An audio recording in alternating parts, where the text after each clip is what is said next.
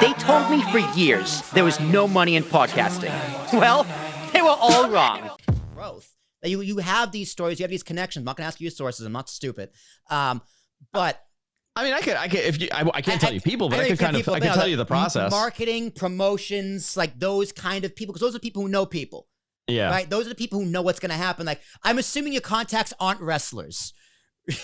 I talked to some of them, but I generally, the best thing I was ever told by a wrestler is don't publish what wrestlers tell you. Right. Because they'll work you. Like, they'll work you. So, and also like double, triple, quadruple confirm it. So generally, I don't think I've ever, one story came from a wrestler, and it was a big story. It was Adam Cole debuting at All Out last year. That came from a wrestler specifically. Wow. Not from AEW. Okay. Interesting. Very interesting.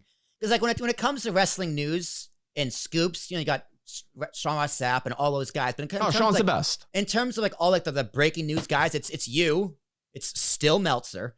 And then it's really the other guy I know is Billi Bhatti from the Dirty Sheets. He's the guy in London. Do you know him?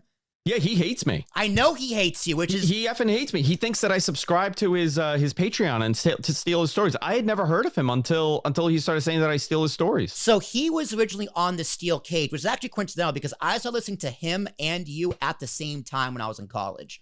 And then he left Steel Cage because they had beef. He has beef with everybody because he's kind of an asshole. But...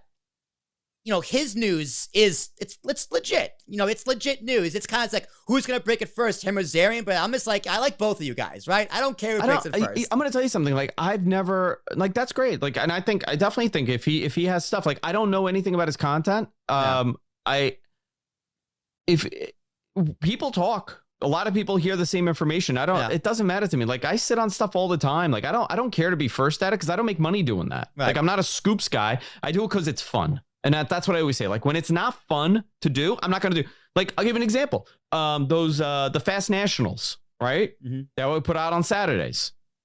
I would put out the Fast National rating for Rampage and SmackDown on Saturdays. All of a sudden, I'm getting it from WWE. All of a sudden, it's a negative for Rampage. And you know what? I said this isn't fun for me. Yeah. It's not fun for me. I'm not doing it. I don't care anymore. And I still get them every week. I don't put them, and I'll never put those numbers out because people made it not fun for me. That's how I see this. Like, I don't break news because I think it's this like the show's doing the same that it's always done.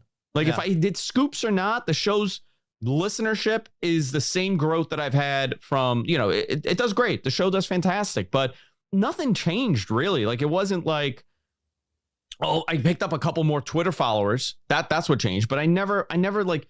People don't tune in for scoops. They tune in for the show. And I don't want it to be scoops because then you know what happens?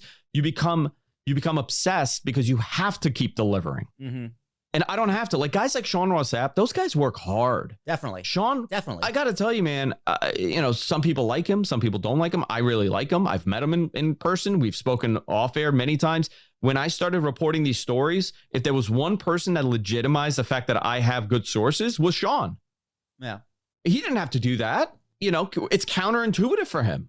It's another person getting this information. Like he never saw it that way. He was like, "Hey, dude, would you mind if I say like somebody said like, oh, it's made up," and then he said Zarian knows what he's talking about. Yeah, definitely. So there's a lot of stuff that goes on behind the scenes. Like I'm sure. What do you say, Bhatti, right? Last name Billi Bhatti. Yeah, Billi Bhatti. I'm sorry. Yeah.